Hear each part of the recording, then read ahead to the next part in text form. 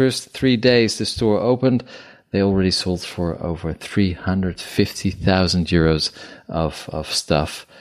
So that's a hit. And we must say why they're selling and, to what profit this money goes. Yeah, well, they say that the profits will be used for the restoration of the 300-year-old presidential palace. But it's also a way of promoting young French creators, hip brands that are only made in France and that they're now going abroad. So, have you bought something, Stefan? No, not yet. But I did like the T-shirt with poudre de Pimperlimpin. That's something Emmanuel Macron said during the debate last year with Marine Le Pen. So that's on it. But it's pretty expensive, about 50 euros for a T-shirt. I'm not sure if I'll shop there, but so this is the story of the new store of the Élysée Palace. You can see all the stuff they sell on boutique.elysee.fr.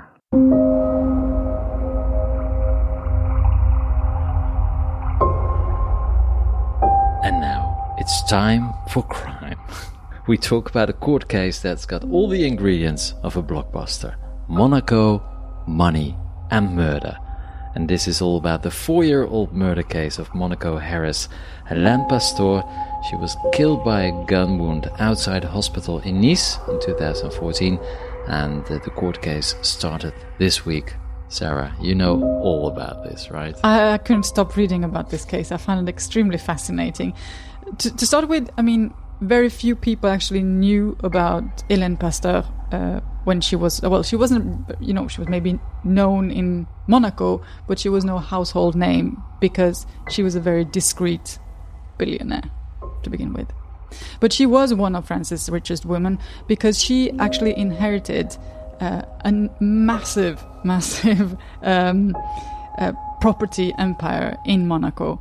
It was all created by her grandfather, an Italian immigrant who started building way before the Monaco became that luxurious city that it is today. So the Pastor family actually owns 4,000 apartments in the world's most expensive city. So Hélène Pastor, she had inherited then 90,000 square meters of offices, and this was estimated to around 12 billion euros.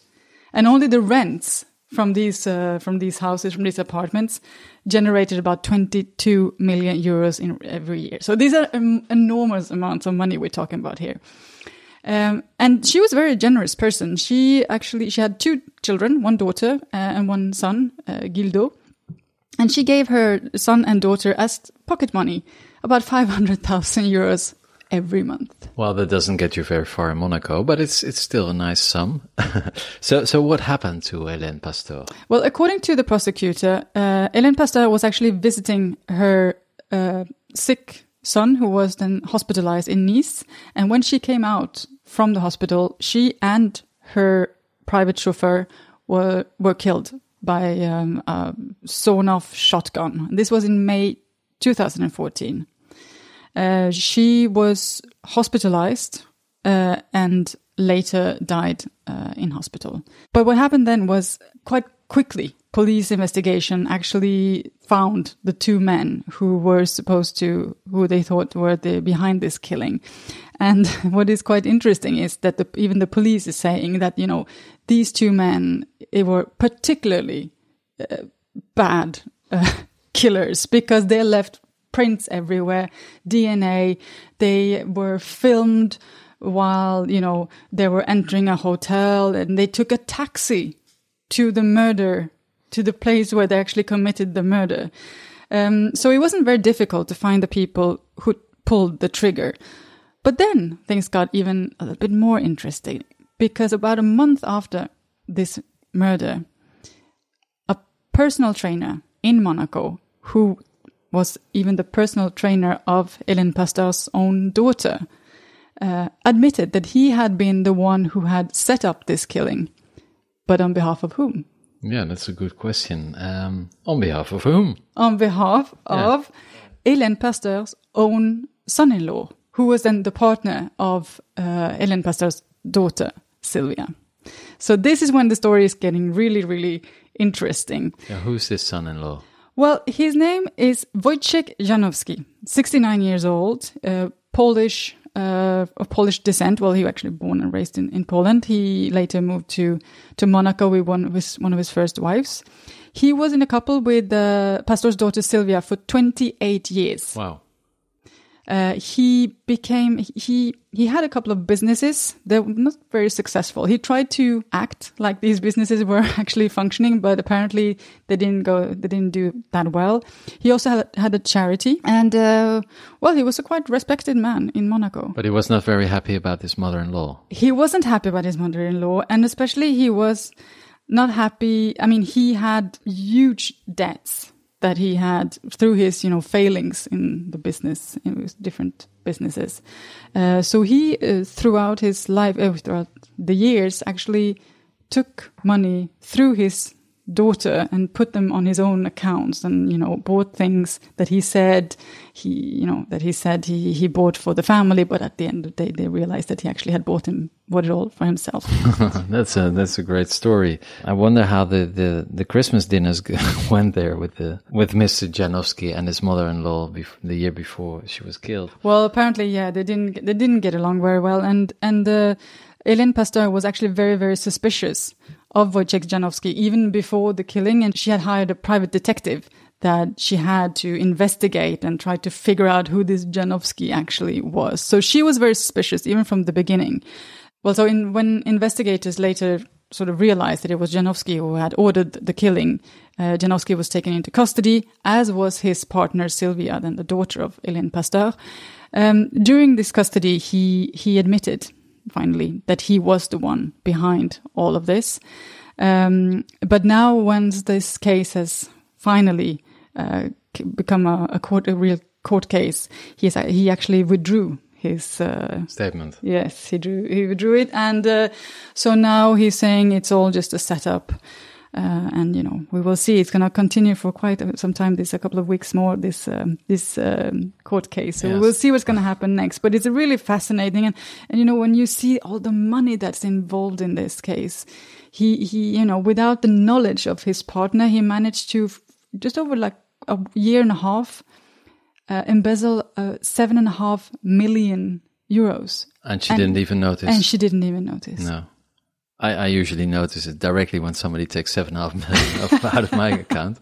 Yeah, but it's really sad. Yeah, story. Monaco is really a different planet.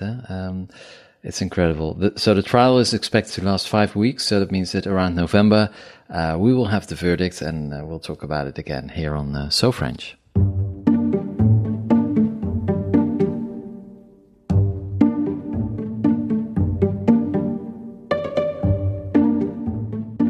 Now, this is the last week of harvest at the Champagne region, 3 to 4 weeks earlier than usual.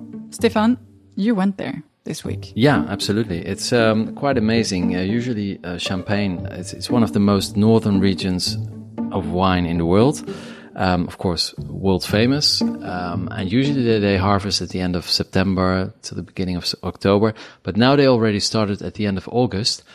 Of course, because we had an exceptional summer, very warm, very dry, ideal circumstances for the Champagne region, but also a sign of climate change. And I spoke to a winemaker, Jérôme de Hour, of de Hour et Fils, and also to somebody from the trade union of the Champagne makers.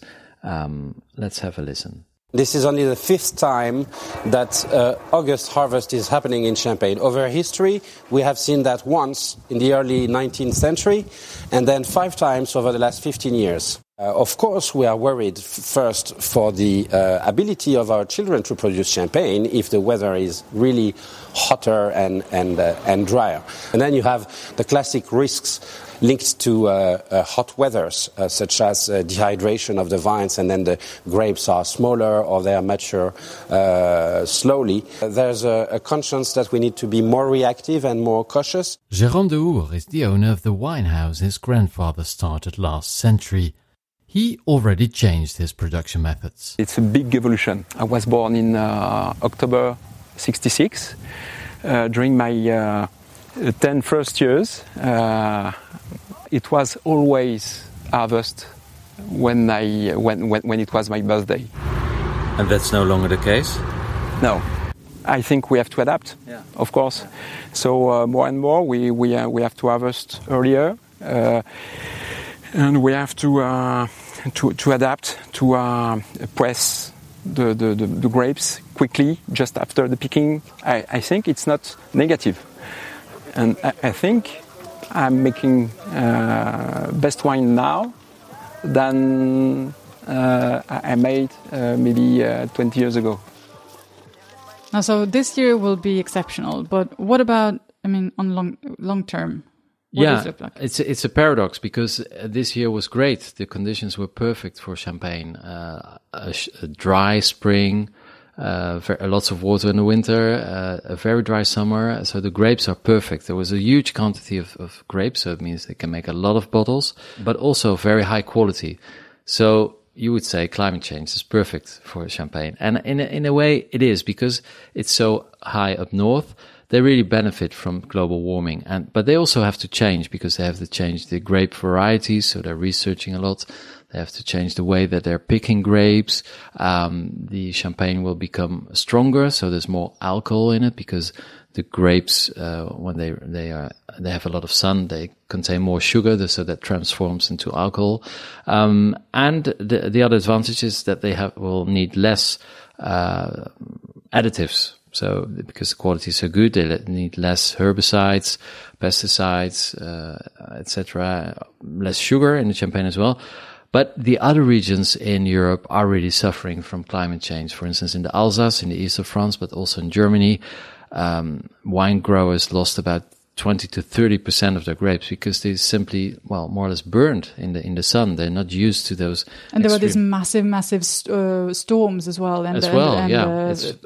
Thunderstorms that really destroyed a big parts of the wines. Yeah, that's apart from global warming, that's even a bigger factor, because the weather becomes so unpredictable. It can be a very beautiful spring, and then suddenly in the summer there are gales and thunderstorms, and it can basically destroy all your grapes. So the uncertainty is a big risk. And even though they are very happy with the harvest now, and they will be probably happy with the next 10 years, they really will have to change. And it's just a sign of the fact that climate change is real, and especially after this crazy summer, not only in France but in the rest of Europe as well.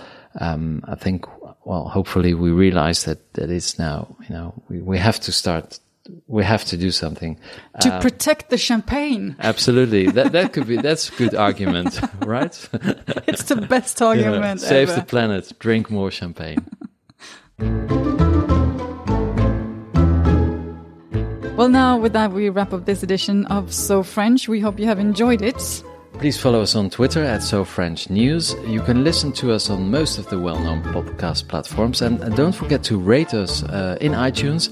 And please leave a comment. And if you like French music, check out our free playlist on Spotify, which we update regularly. Just search for So French Podcast or click the link on our website. We'll be back in 2 weeks with a new episode of So French. We hope you will join us then. Thank you for listening. Au revoir.